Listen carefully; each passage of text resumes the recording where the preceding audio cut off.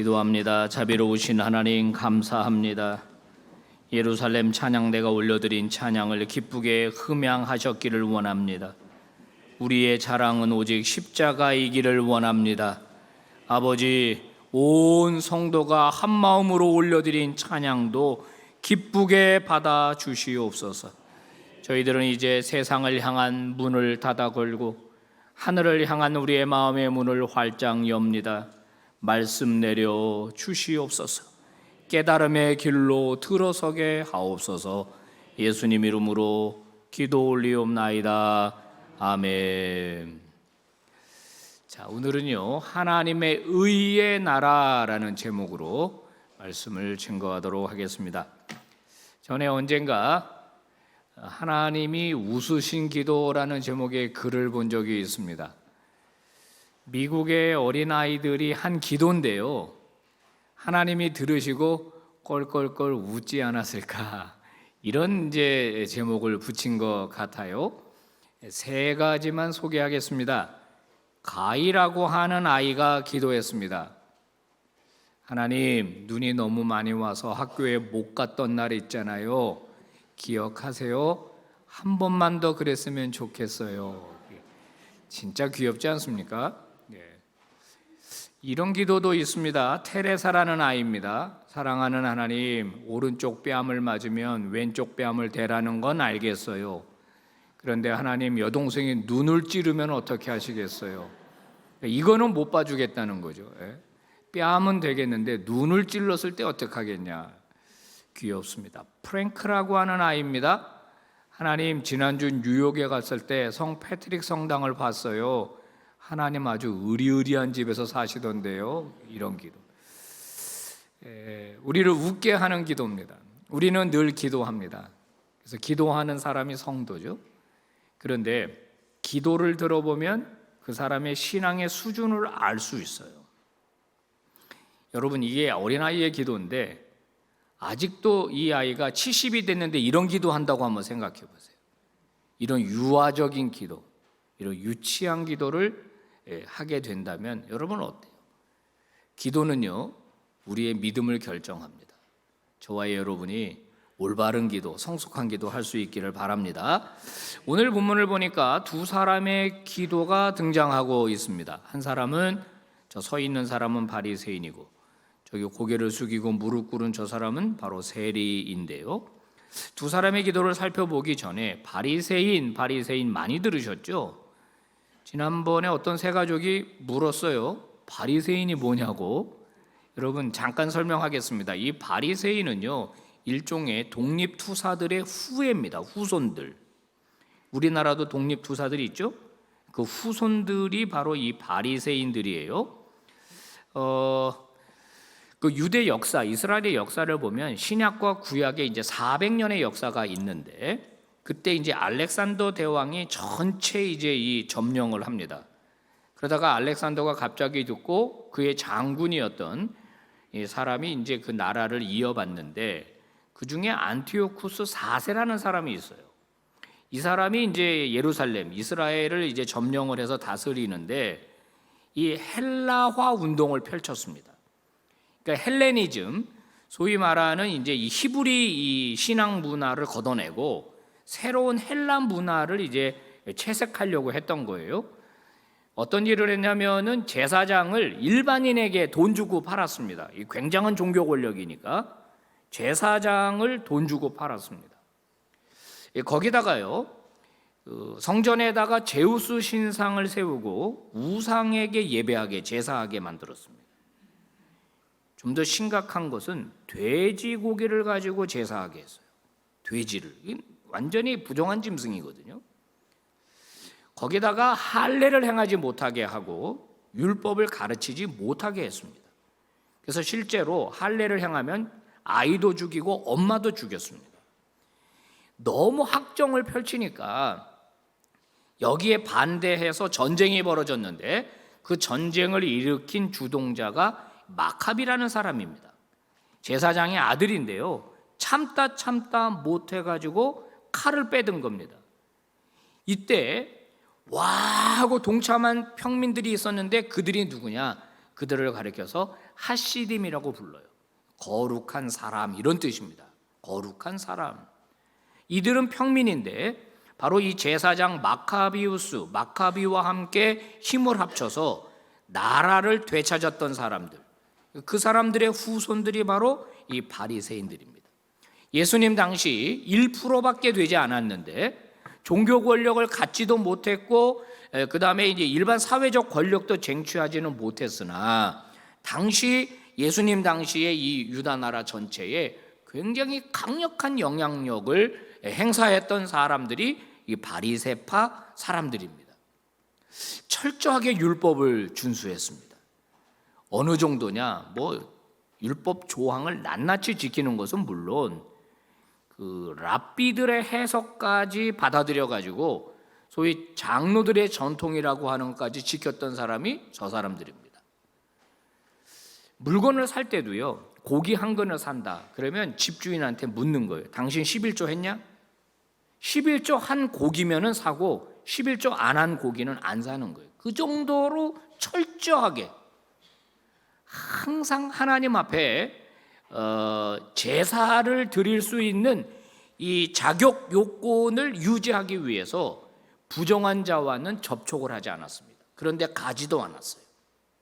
항상 정결하게 자기 자신을 유지했죠. 그래서 바리새파 사람들 하면 그들은 거룩한 사람들, 이런 평가를 받고 있었습니다. 자, 오늘 본문에 그가 드린 기도가 등장하죠. 11절과 12절입니다. 자, 한 목소리로 2층까지 다 한 목소리로 시작. 바리새인은 서서 따로 기도하여 이르되 하나님이여, 나는 다른 사람들 곧 토색 불의 간음을 하는 자들과 같지 아니하고 이 세리와도 같지 아니함을 감사하나이다. 나는 일해에 2번씩 금식하고 또 소득의 11조를 드리나이다. 여러분, 이 바리새인은 얼마나 훌륭한지 모르겠습니다. 구별된 삶을 사는 신자라고 해도 과언이 아닙니다. 자, 본인이 얘기하고 있죠. 일주일에 몇 번 금식한다고요? 2번이나. 한 번도 쉽지 않은데 2번이나. 그것도 정기적으로. 얼마나 삶 속에서 이 구별된 삶을 살고 있습니까? 거기다가 11조를 정확하게 한다 그랬습니다. 이 채소의 11조라는 말 들어보셨죠? 채소. 이파리를 다 세가지고 딱 10분의 1을 정확하게 11조로 하는 거예요. 그 정도로 하나님 앞에서 이 경건한 사람들이 바로 이 바리새인입니다. 아주 구별된 사람, 대단한 사람입니다. 이런 사람이 지금 기도를 하고 있습니다. 자, 또 한 사람이 기도하는데 바로 세리입니다. 그런데 이 세리는 별로 내세울 게 없어요. 삶으로 보나 신앙적으로 보나 하나님 앞에 내놓을 게 없습니다. 말할 수 있는 게 없어요. 부끄럽죠. 고개를 못 들죠. 가슴을 치면서 그냥 기도할 뿐입니다. 삶도 그렇고 신앙도 그렇고 헌금도 그렇고. 자, 두 사람을 향해서 예수님이 평가를 하시는데요. 뭐라고 평가를 하는지 충격적입니다. 14절 다 같이 시작. 내가 너희에게 이르노니 이에 저 바리새인이 아니고 이 사람이 의롭다 하심을 받고 그의 집으로 내려갔느니라. 여러분, 예수님의 이 평가, 바리새인은 인정하지 않고 이 죄인인 세리를 인정하고 그를 의롭다라고 인정을 하셨다, 이렇게 말합니다. 여러분, 주님의 평가에 동의하실 수 있겠습니까? 아니, 어떻게 세리가 의롭다는 것입니까? 그의 삶에 의로운 구석이 하나라도 있습니까? 세리는요, 늘 부정한 사람들과 함께 어울려 지냈습니다. 이방인들, 로마인들. 그러면 그도 부정한 사람이에요. 자, 거기다가 그는 무엇보다 로마의 앞잡이로서 민족, 동족의 고혈을 빠는 자들입니다. 정해진 세금보다 많은 세수를 부과하고 나머지를 착복하는 자들이었습니다. 그래서 이런 말이 나돌 정도였어요. 산속에 사자가 있다면 길거리엔 세리가 있다. 항상 가난하고 쪼들리는 백성들의 목을 잡고 세금을 뜯어내는 자들이 바로 세리였습니다. 세금을 내지 못하면 자식들을 잡아가고 폭행을 일삼고 감옥에 가두는 이런 사람들이 바로 세리였거든요. 여러분, 이 세리들은요, 죄인의 대명사였습니다. 그런데 왜 주님은 이 세리를 의롭다라고 인정하시는 겁니까? 아니, 바리새인은 왜 인정하지 않으시는 것입니까? 자, 그것을 알려면 이 세리가 드린 기도부터 살펴봐야 하겠습니다. 13절 노란색으로 칠한 부분을 주목해서 보면서 함께 읽어봅시다. 시작. 세리는 멀리 서서 감히 눈을 들어 하늘을 쳐다보지도 못하고 다만 가슴을 치며 이르되 하나님이여 불쌍히 여기소서 나는 죄인이로소이다. 자, 여기 보니까 멀리 서서 기도합니다. 가까이 못 가요. 죄송해요. 부끄러워요. 성전에 왔지만 가까이 갈 수는 없어요. 그래도 중요한 건 성전에 왔다는 겁니다. 하나님 전에 왔다는 게 중요해요. 그 다음에는요, 하늘을 쳐다보지 못합니다. 여러분, 우리가 뭐 잘못하면은요, 배우자 눈을 쳐다보지 못하죠. 누군가의 잘못하면 고개를 잘 못 들잖아요. 잘못했는데도 고개를 빳빳이 드는 건 사람이 아니에요, 그거는. 여러분, 잘못했으면은 고개를 못 드는 거예요. 하나님 앞에 왔는데 고개를 못 들어요, 이 사람. 얼굴 들 낯이 없는 거예요, 하나님 앞에. 그 다음에 어떡합니까? 가슴을 칩니다. 이 한 번 쳤다는 게 아니라 계속 자기 가슴을 쳤다는 거예요. 뭘 말하죠? 죄송합니다. 이 못된 놈, 이 죄인인 인간, 가슴을 치면서 흐느끼면서 그냥 용서해달라고, 불쌍히 여겨달라고 그러면서 기도합니다. 또 그의 기도에 중요한 특징 하나는 원망이 없어요. 원망이. 부모 탓, 시대 탓, 상황 탓 하지 않습니다. 직업을 바꿔달라는 말도 없습니다. 그는 누구 탓도 하지 않습니다. 그냥 고개 숙이고 얼굴을 들지 못하고 가슴을 치면서 눈물을 흘리면서 하나님 앞에 불쌍히 여겨달라고 기도하고 있습니다. 바로 이 점이에요. 이 점. 하나님 앞에서 자신의 실존을 인정하고 긍휼을 베풀어 달라고 하는 바로 이 점, 이것 때문에 의롭다라고 인정을 받았다는 거예요. 그럼 반면에 바리새인의 기도는 어땠어요? 바리새인의 기도를 보니까 나는 이런 말이 두 번이나 나옵니다. 무슨 말이죠? 나는 말이에요, 하나님. 나는 말이에요. 자기를 내세웁니다. 내가 보통 사람이 아니라고요. 우월감을 드러내고 있으면 저 사람과 같지 않냐고, 저 사람과 같지 않냐고, 저 사람과 같지 않냐고, 저는 다른 사람이에요, 하나님. 그러면서 하나님 앞에 우월감을 드러냅니다. 그 다음에 또 보니까 금식하고 있어요. 알고 계시죠? 2번씩이나 한다고요. 그 다음 또 뭐라 그래요? 11조도 하고 있어요. 아시죠, 하나님? 뭐죠? 이게 기도인가요? 자랑인가요? 도대체 하나님 들으라고 하는 건가요? 사람 들으라고 한 건가요? 저는 이런 사람입니다. 저는 대단한 사람이죠. 이만하면 됐죠. 저는요. 이 바리새인은 하나님 앞에 기도하고 있는데 겸손하지 않습니다. 고개를 들고 손을 들고 그냥 당당하게 하나님께 기도하고 있는 거예요. 바로 이 점이 하나님으로부터 인정을 못 받고 있다는 거예요. 여러분 우리가 신앙생활할 때 기본적으로 하나님께 어떤 태도를 갖습니까? 우리가 기도할 때 하나님께 어떤 태도를 갖고 있나요? 한번 생각해 보십시오. 나는 하나님의 자녀니까 그냥 당당하게 나는 하나님께 뭐 미안한 것도 없고 죄송한 것도 없고 그냥, 혹시 그렇습니까? 어떤 분들 기도를 들어보면 우리 성도들은 아닌데 다른 교회, 우리 교회는 그런 분 없죠. 기도 들어보면은 이거는 하나님 들으라고 하는 건지 사람 들으라고 하는 건지 그런 적 여러분도 느끼죠? 이거 뭐야, 누구 들으라고 하는 기도야? 또 기도하면서 또 하나님을 교훈한다고요?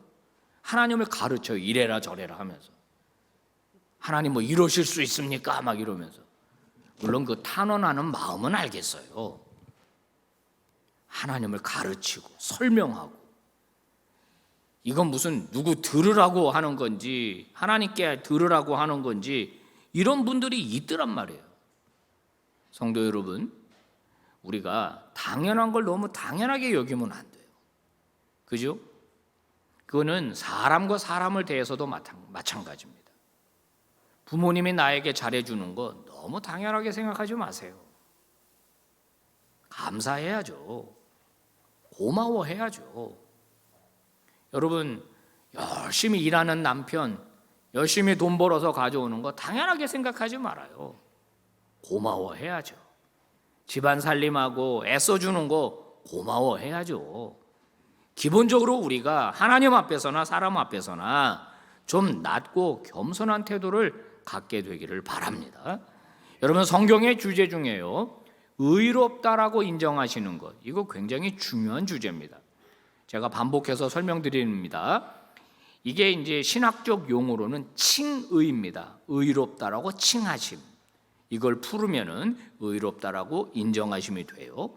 이거는 굉장히 중요한 주제입니다. 구원론과 연결이 되어 있어요. 하나님은 의로운 자를 구원하십니다. 불의한 자는 심판하십니다. 그래서 구원론과 관련이 있다는 거예요. 그러면 우리가 어떤 사람을 의롭다라고 말합니까? 의로운 행동을 하는 사람을 의롭다라고 말하는 거예요. 불의한 행동을 하는 사람을 가리켜서 우리는 불의하다고 말하는 겁니다. 그래서 이 의로움이라고 하는 것은 정해진 기준을 근거로 판단하게 되어 있어요.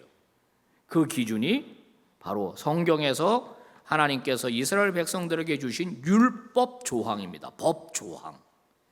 이 법을 기준으로 이 법을 지키면 의로운 자가 되는 거고, 이 법을 지키지 않으면 불의한 자가 되는 겁니다. 근데 자, 100개가 있다고 쳐봅시다. 100개를 다 잘 지켜나가다가 한두 개를 잘못하면 그는 불의한 자가 되는 거예요. 완벽할 수가 없으니까. 그렇지 않겠습니까? 그래서 이 의로움이라고 하는 주제는 행위와 관련 있고, 그 다음에 윤리적인 개념과 관련이 깊습니다. 자, 그렇다면 이런 면에서 본다면 오늘 본문에 등장하는 바리새인은 굉장히 의로운 사람 아니겠습니까?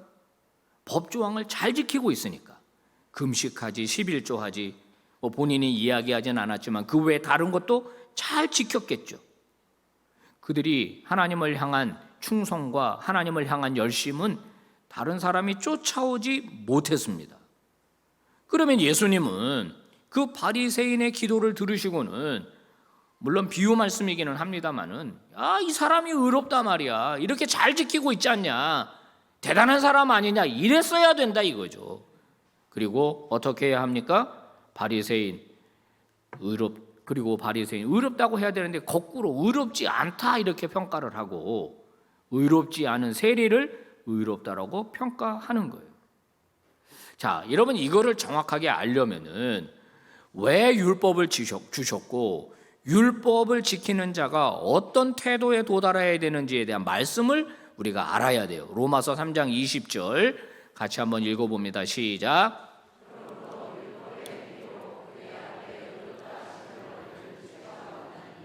율법은 죄를 깨달음이니라. 이게 굉장히 중요한 말씀이에요. 율법의 행위로는 하나님 앞에서 의롭다라고 인정받을 만한 사람이 없다. 법을 지키면 의로운 자가 되는데 그거를 완벽하게 지키는 사람은 없다, 이런 뜻입니다. 그러니까 의롭다라고 인정받을 사람도 없다 이겁니다, 결국. 그러면 그 율법을 지키면 지킬수록 뭘 깨닫게 되느냐?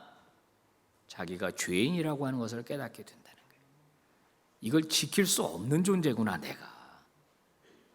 이거는 지키면 지킬수록 깨닫게 되는 거예요. 내가 하나님의 기준에 내 능력으로 노력해서 도달할 수 없는 거구나. 그렇다고 그냥 다 포기하는 게 아니라 더 지키려고 노력하지만 지킬수록 내가 지킬 수 없다는 걸 알게 되는 것, 이게 중요한 거예요. 부모님의 사랑을 갚을 수 있습니까? 열심히 최선 다하고 최선 다해도 내가 부모님의 사랑을 다 갚을 수 없다라는 걸 인정하는 게 효자예요.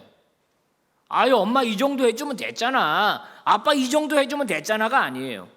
해드리면 해드릴수록 그래도 나는 완벽하게 우리 어머니, 우리 아버지 다 못 해드린다, 이런 마음을 먹는 것과 똑같습니다. 성경은 인간은 타락한 존재다, 부패한 존재다, 그것을 신학적 용어로 전적 타락이라고 말합니다.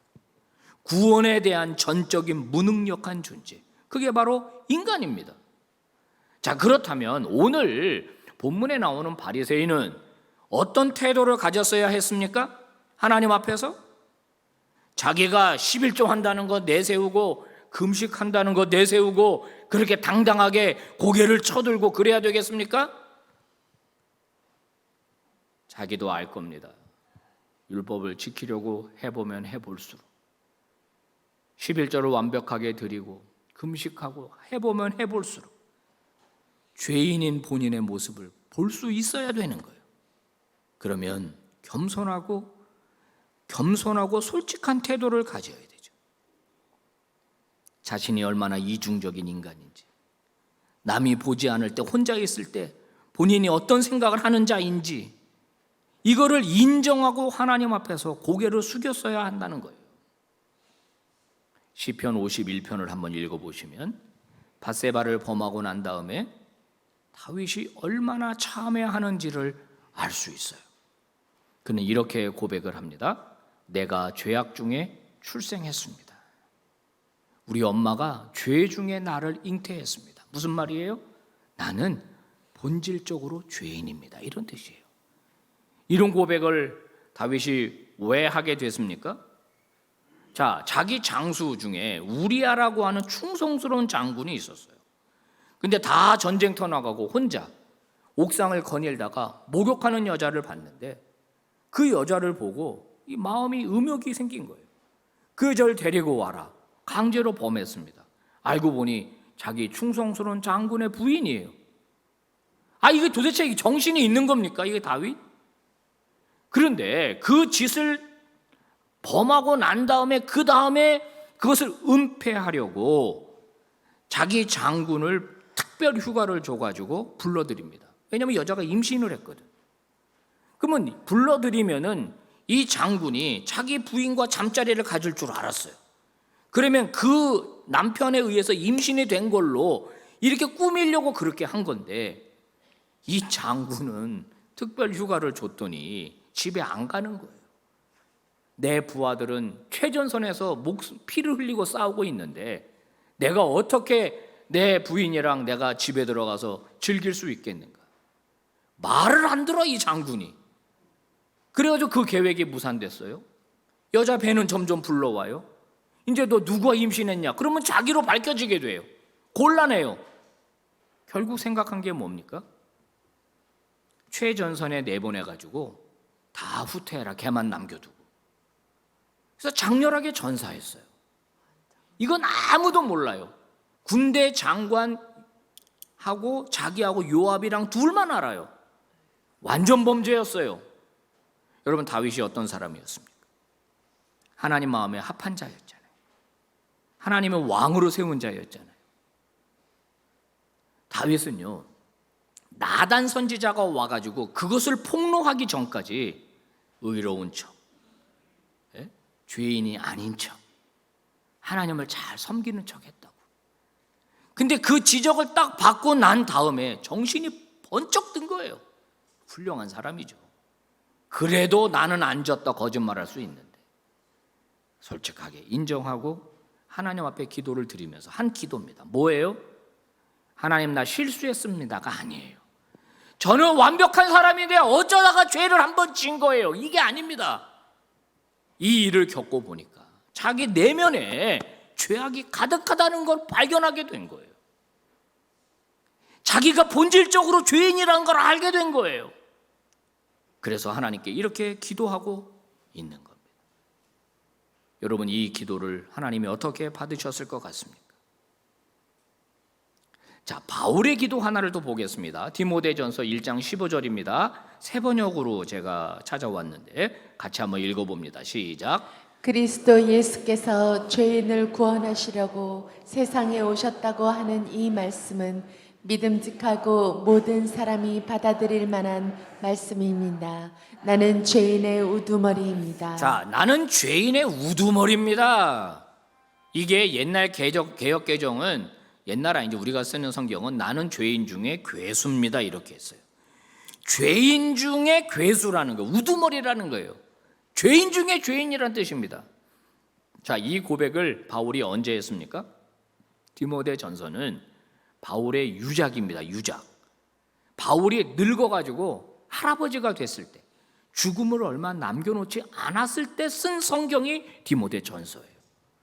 자, 30대 때 예수님을 만난 걸로 봅니다, 바울이. 그리고 지금은 이제 60대 중반이 된 거예요. 성경에 바울만큼 충성한 사람이 어디 있습니까? 바울만큼 헌신한 사람이 어디 있습니까? 목숨을 걸고 복음을 전했던 사람이잖아요. 그러면 그 정도 나이가 됐으면 이런 고백이 나와야 될 것 같아요. 하나님, 나는 이제 천사와 비스무리해졌습니다. 나에게 죄는 다 떠나가고 나는 이제 거의 거룩한 자가 되었습니다. 이래야 될 것 같은데 바울이 뭐라고 고백합니까? 예수를 위해 살았고 예수를 위해 충성했고 목숨까지 던질 마음으로 살아왔지만 자기 자신의 실체는 살아볼수록 지켜볼수록 헌신할수록 충성할수록 자기는 죄인 중에 괴수라는 거예요. 여러분, 이런 고백이 가능하겠습니까? 이것이야말로 진실한 고백이라고 생각합니다. 저는 청년 시절 젊었을 때 빨리 50살이 되고 싶었습니다. 빨리 나이를 먹고 싶었어요. 그러면 철이 좀 들 거라고 생각했습니다. 50살이 됐는데도 철이 안 들더라고요. 여러분 저를 보면서 아니 50살 넘었어? 이렇게 생각하시는 분 계실지 모르겠습니다. 이제 뭐 한국 나이로 60이 됐습니다. 그러면은 철 좀 들 줄 알았어요. 좀 이 마음이 더 거룩해질 줄 알았어요. 근데 이렇게 되면 70대도 마찬가지일 것 같습니다. 저도 사도 바울과 똑같은 고백을 할 수밖에 없을 것 같아요. 내가 평생 목사로 살았지만 하나님 앞에 나는 죄인입니다. 나는 죄인 중에 괴수입니다. 여러분, 우리 모두 하나님 앞에서 이런 고백을 할 수 있게 되기를 축복합니다. 한번 고백해 볼까요? 시작. 아버지, 저는 죄인입니다. 하나님의 긍휼과 자비가 필요합니다. 아멘. 이게 무슨 말입니까? 내가 의인이면 하나님의 긍휼이 필요 없습니다. 아멘. 내가 죄인이 아니면 하나님의 자비가 필요 없습니다. 내가 부패하지 않았는데 왜 십자가 은혜가 필요합니까? 왜 예수님의 보혈이 필요합니까? 나는 괜찮은 인간인데 왜 예수님이 나를 구원하시러 오신다는 말입니까? 내 스스로 괜찮은 사람인데. 그러나 솔직하게 자기 자신을 인정하고 하나님, 나는 죄인입니다. 제게 은혜가 필요합니다. 그 이야기는 내 힘으로는 안 되겠습니다. 그래서 십자가를 붙듭니다. 여러분, 갈라디아서 2장 16절 3번이나 반복해서 사람이 의롭다라고 인정함 받게 되는 길은 행위가 아니라 믿음으로 된다. 즉 예수 그리스도가 내 대신 돌아가셨다. 이것을 믿을 때만 하나님으로부터 의롭다고 인정받는다고 얘기해요. 한번 봉독해 봅니다. 시작. 사람이 의롭게 되는 것은 율법의 행위로 말미암음이 아니요 오직 예수 그리스도를 믿음으로 말미암는 줄 알므로. 네, 여기 보니까 사람이 의롭게 되는 것은 율법의 행위가 아니라 오직 예수 그리스도를 믿음으로 된다. 두 번째 뭐라고 말합니까? 우리도 예수 그리스도를 믿나니 이는 우리가 율법의 행위가 아니고 그리스도를 믿음으로써 의롭다 함을 얻으려 함이라. 한 번 더 나옵니다. 율법의 행위로는 의롭다 함을 얻을 사람이 육체가 없느니라. 너무 중요하니까 바울은 3번이나 반복해서 우리의 행위로는 안 되는 겁니다. 우리는 하나님의 긍휼과 자비가 필요합니다. 그럴 때 하나님은 우리를 의롭다라고 인정해 주십니다. 우리 모두는 십자가 아래서 우리를 낮출 수 있기를 바랍니다. 그리고 은혜를 붙들기를 바랍니다. 그 은혜가 저와 여러분을 끌고 가기를 바랍니다. 하나님, 나는 모태신앙입니다. 나는 평생 교회에 충성했습니다. 내 직분이 이거였습니다. 내가 이런 봉사했습니다. 저런 봉사했습니다.